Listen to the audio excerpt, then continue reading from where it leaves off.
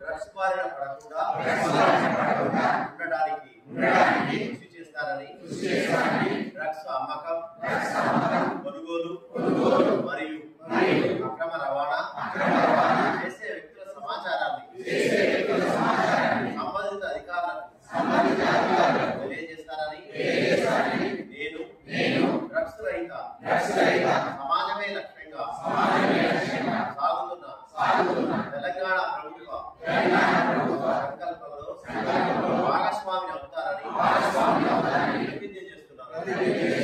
Jai Hind, Jai Telangana.